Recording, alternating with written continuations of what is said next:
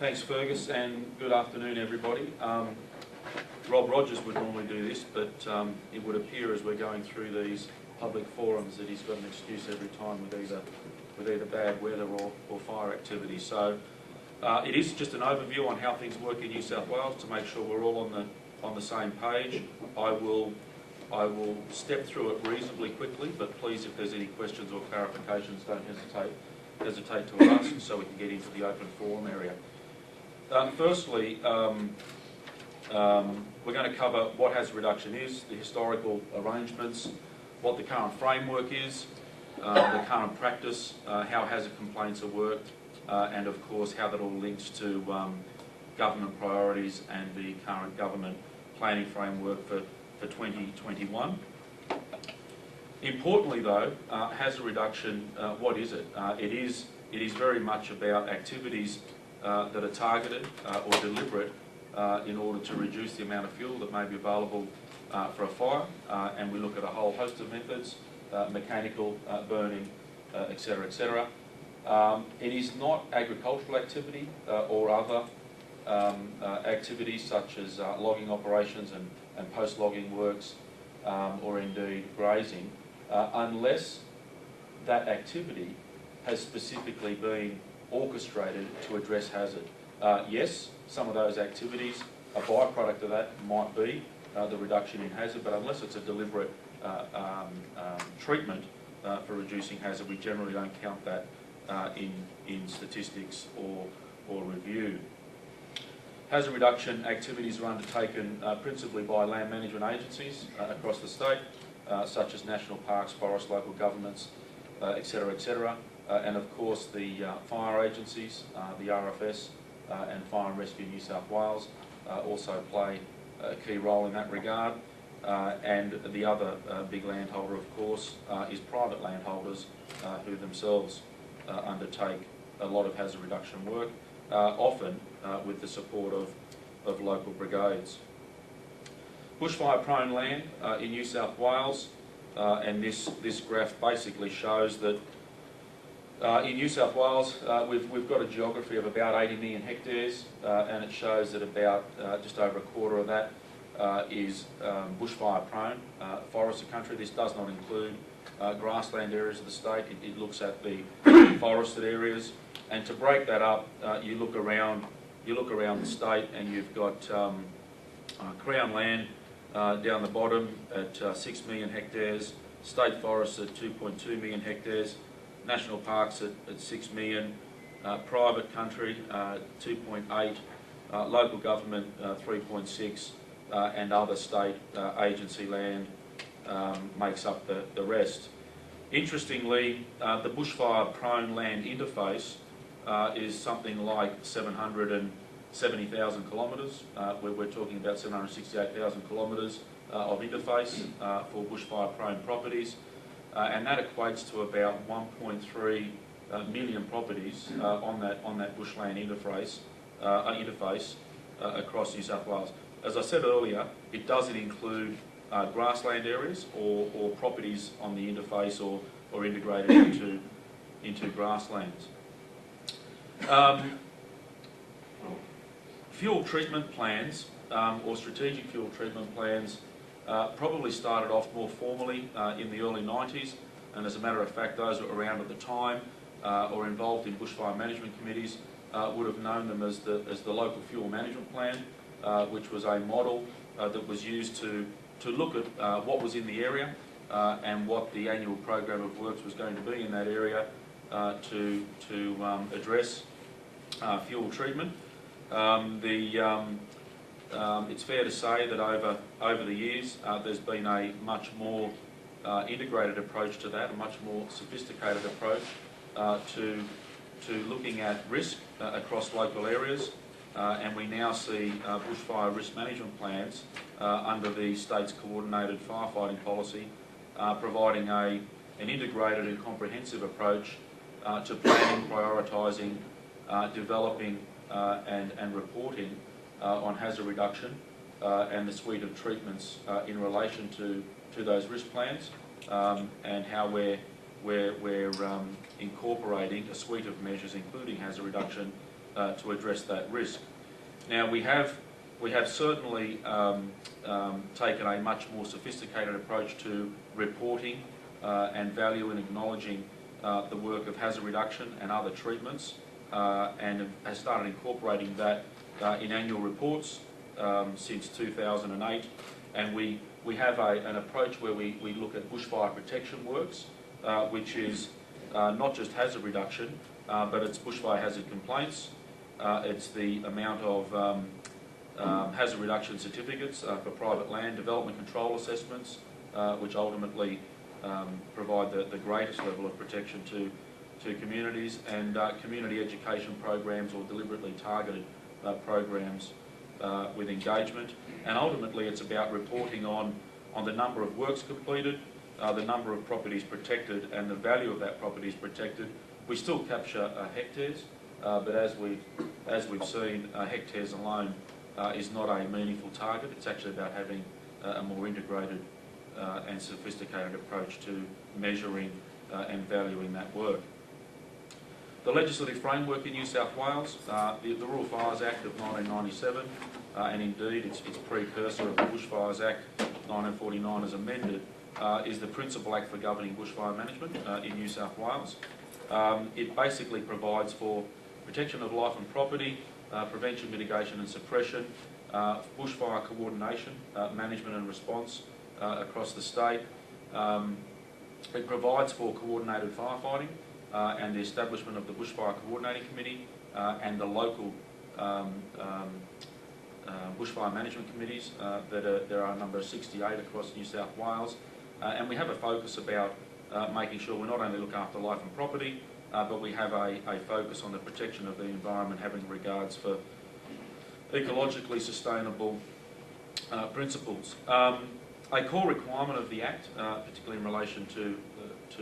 hazard reduction and fires, is that we, all landholders, occupiers and public authorities, have to take reasonable steps to prevent the occurrence and spread of fires from their property. And there's also a requirement for the public authority to report hazard reduction activities through the RFS, which are published every year in our annual report, and our most recent annual report should be public in the very near future. The Coordinating Committee of New South Wales, it's a statutory body under Section 46 of the Act, and has been around for many decades, and was in place in the old Bushfires Act. The Coordinating Committee membership has not only membership from the Rural Fire Service, but there's the key agencies such as forests, environment and heritage or national parks. We've got the RFSA or the old FCO, if you like, police, local government, shires, farmers, NCC, the energy companies or the authority, public lands, Department of Lands, etc., etc. And basically, the bottom line is there's two principal areas: coordinating and overseeing bushfire risk management plans across the state, and also plans of operations across New South Wales, and reporting to the Minister where appropriate, and any other matters that assist in the coordinated approach to prevention and suppression of fires. The Coordinating Committee framework provides for a local application through the Bushfire Management Committees, and as I mentioned earlier, there's 68 of those across New South Wales. They are typically based on a local government area or a collection of local government areas, and the example where we are tonight, the Canobola zone incorporates the old Orange or Orange, Cowra, Blaney and Cabon, so that comes under one local administration. Depending on where you are, it could be a single local government area or a number. Again, it's that multi-agency approach, the local key stakeholders in any given area, including farmers and public land managers, and also, as we've seen in some areas of the state, where there's a significant stakeholder, like we see along the southern border region, there's a lot of private pine industry through there, so you have some of the key stakeholders there recognised as members of the committee process as well and participating in the coordinated fire management. And ultimately they look at a local bushfire risk management plan and a plan of operations. So the committee looks at the risk plan, and as I say, introduced in the late 90s, they take a tenure-blind approach to the area, and then look at what the assets at risk are and what the treatment regime ought to be to address that risk, and then ultimately they look at who owns the land and how we're going to carve up the responsibility for looking at delivering on the agreed treatments in any given area. And those treatments, as I say, are not just hazard reduction, it's actually about a strategic and integrated fire trail network. It's about community engagement activities and other things that the committee agree are necessary to address risk in that local community. The big thing that comes out of the risk plan, though, is the annual works program, which is a local program developed and agreed by the Bushfire Management Committee at that local level, and it provides a prioritised list of hazard reduction activities that are going to be undertaken in that area throughout the year, and then we look at tracking how well we go in terms of addressing and dealing with and completing those programs. They are broken up into extreme and high risk or priority programs, as well as a contingency area where they don't carry the same risk, and ultimately it comes down to weather principally in relation to getting on with those programs. This is an example. I think Dave will probably have a better picture that can orient you locally, but typically what they do is take a landscape view. It's a map-based program that allows you to look at the assets and the risks and provide zones around asset protection, strategic fire advantage zones, and ultimately land management zones as well in the broader landscape. And we're also starting to work on, following the Victorian fires, a more magnified look across bushfire risk management areas to target community protection plans, where we take a more detailed look at what those risks are, what those particular characteristics are of local communities, the vulnerable community members, and what the specific suite of treatments are that are necessary in managing fire and the impact of fire on those local communities. There is certainly linkages through the local Bushfire Management Committee, the risk plan, and other bodies such as the Local Emergency Management Committee and DIS plan in relation to support and integration and what have you. The Bushfire Environmental Assessment Code came into effect following some legislative amendments in 2002, and basically what it is, it's a streamlining approach to environmental assessment for hazard reduction works, and it seeks to address what historically was the obligation of any landholder wanting to undertake hazard reduction works, where you need to align with 22 different acts or regulations, both at a jurisdictional level but also from a Commonwealth level, and the Environmental Assessment Code now provides for certification in all those areas, and provided free of charge to those wanting to undertake hazard reduction activities. And typically we have an obligation or a service commitment to see those certificates issued within 7 days, but in practice the performance around that is a lot better across New South Wales, and that's certainly provided the coverage and the assistance to landholders in getting their work done. So as you would expect, the code addresses all that ought to be addressed, taking on board all those environmental issues that were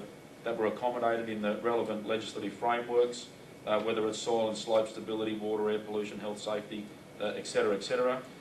It was reviewed since it was put into effect in 2003, in 2006, and we've currently got a review underway, but we are not going to finalise that review until we finish the statewide review that Les is chairing in relation to hazard reduction in case there's something else that comes up that ought to be incorporated in that review before we put the next iteration out. I think it's fair to say that this is a pretty extraordinary step and has certainly assisted in streamlining approvals and compliance, and it's something now that is being sought in other jurisdictions across Australia to be applied. We also have today record amounts of funding and resources being dedicated to the assisting with completion of hazard reduction works, and there are a number of grants programs that we administer in addition to what land management agencies and others provide for centrally, and they are prioritised and channelled as requests through the local bushfire management committees and ultimately dispersed through the RFS to assist in getting committees getting the works done, and the data speaks for itself, and that is that over the last 5 years particularly, there's been a demonstrable improvement in relation to completion rates, and that has a correlation with focus, investment, and new strategies and initiatives to assist in addressing some of those historical blockers to getting work completed. Some of the examples of programs are the Hotspots Fire Project, which is a joint initiative between the RFS and Nature Conservation Council and other bodies such as the Farmers Association and players on the coordinating committee have also been very closely involved in the delivery of this program across the state, and it's actually working with landholders to get the balance right and to assist in getting effective fuel treatments undertaken, balancing up interests of environmental matters, sustainable fire management, and hazard reduced area. It's been running for 6 years, lots of workshops, and only in the last 12 months it actually won the national award in the Australian Safer Communities program. By way of indication, the data which is captured in our annual reports, it does show, notwithstanding some of the significant weather challenges, particularly over the last couple of years, that there has been a demonstrable investment and indeed a corresponding improvement in completion rates in relation to hazard reduction over recent times, and there is plenty of evidence where the collective work of all agencies is coming together to see improved results.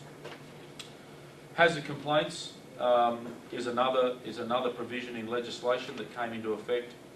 in the amendments of 2002, and basically what it provides for is for anyone to make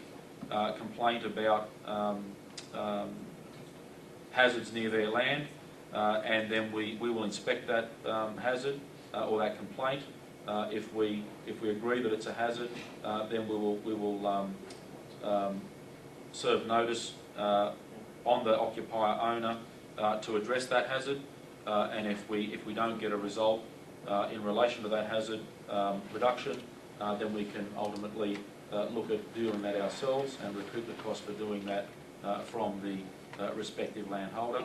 and it doesn't matter whether that's a public or private landholder. Interestingly,